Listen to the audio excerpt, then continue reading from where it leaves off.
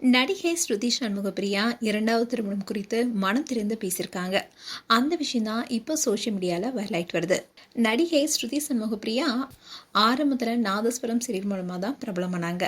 அந்த சீரியலை தொடர்ந்து தான் பல சீரியல் நடித்து பிரபலமானாங்க. இவங்களுக்கும் அரவிந்த் சேகர் என்பவருக்கும் 2022 திருமணம் நடந்தது. பார்க்கவே கண்படுற அளவுக்கு ரொம்பவே பொருத்தமாக இருப்பாங்க இந்த ஜோடி. இவங்களுடைய வாழ்க்கையும் அழகாக தான் தொடங்குனுச்சு. ஆனால் திடீர்னு திருமணம் முடிந்த ஒரே வருஷத்தில் அரவிந்த் மாரடைப்பால திடீர்னு உயிரிழந்தார். இந்த சம்பவம் சின்னத்திரை வட்டாரத்தில் பெரிய அதிர்ச்சியை கொடுத்தது. ஸ்ருதியுடைய கணவர் இருந்து பல வருடங்கள் ஆனாலும் அவரோட நினைவோடையே வாழ்ந்துட்டு வராங்க ஸ்ருதி. இப்படி இருக்க சூழல் தான் ஸ்ருதி ரீசெண்டாக ஒரு இன்டர்வியூ கொடுத்துருக்காங்க.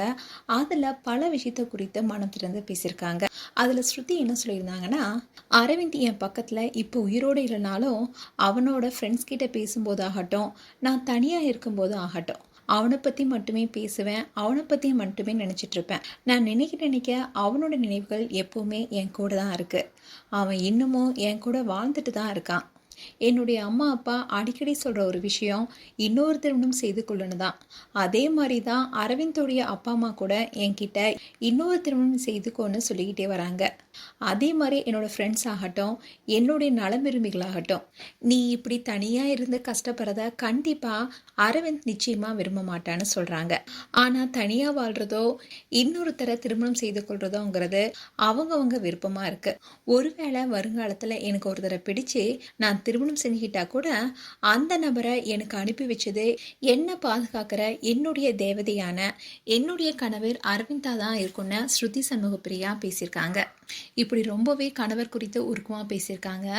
ஸ்ருதி சண்முகப்பிரியா அவருடைய கணவரை காதலிச்சு தான் திருமணம் செஞ்சுக்கிட்டாங்க. அதோட திருமணத்துக்கு அப்புறமா அவங்க 2 பேரும் சேர்ந்து இருக்கிற நிறைய வீடியோவை ஷேர் பண்ணியிருக்காங்க. அந்தளவுக்கு 2 பேருமே ரொம்பவே சந்தோஷமாக இருந்தாங்க.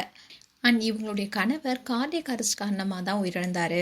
ஆனால் அவரை பலருமே பாடி பில்டர்னு சொன்னாங்க. அதனால் நிறைய ஒர்க் அவுட் பண்ணுறாருன்னு ரொம்பவே உணவில் கட்டுப்பாடோடு இருந்ததாகவும் சொல்லப்பட்டுச்சு. இதனால தான் அவருக்கு மாரடைப்பு ஏற்பட்டதாகவும் சொன்னாங்க. ஆனால் அந்த சமயத்தில் ஸ்ருதி தன்னுடைய கணவர் சிவில் இன்ஜினியர், பாடி பில்டிங்கை ஃபேஷனாக எடுத்துட்டு தான் மிஸ்டர் தமிழ்நாடு பட்டம் அவர் வென்றார். என்னுடைய கணவருடைய இறப்பு குறித்து தவறான செய்தியை யாரும் பரப்பாதீங்கன்னு ரொம்பவே வருத்தப்பட்டு அந்த சமயத்தில் பேசியிருந்தாங்க. இதை தொடர்ந்து கூட இப்போ பல சீரியல் நடிச்சிட்டு வராங்க. அது மட்டும் இல்லாமல் ஸ்ருதி அவர் கணவருடன் எடுத்துக்கிட்ட ஃபோட்டோஸ் ஆகட்டும், வீடியோஸ் ஆகட்டும் அடிக்கடி ஷேர் பண்ணி அவங்களுடைய மனவழியை பகிர்ந்துட்டு இருந்தாங்க. ரீசெண்டாக கூட தன்னுடைய கணவர் நினைத்து ஒரு ஷோவில் பாடியிருப்பாங்க. அந்த பாட்டு கூட ரொம்பவே பிரபலமானுச்சு. இப்படி இருக்க சொல்லதான் 2ஆம் திருமணம் குறித்து பேசியிருக்காங்க ஸ்ருதி. இதை பார்த்த ஃபேன்ஸ் எல்லாருமே உங்களுக்கு கண்டிப்பாக நல்ல ஒரு கணவர் கிடைப்பாருன்னு பலருமே அவங்களுக்கு ஆறுதல் சொல்லிட்டு வராங்க. மேலும் ஸ்ருதி குறித்து உங்களுடைய கருத்துக்களை கமெண்ட் செக்ஷன் சொல்லுங்க. இது போன்ற வீடியோஸை பார்க்க நியூஸ் தமிழ் கிட்ஸ் சப்ஸ்கிரைப் பண்ணுங்க. மறக்காம நோட்டிஃபிகேஷன் பட்டனை கிளிக் பண்ணுங்க.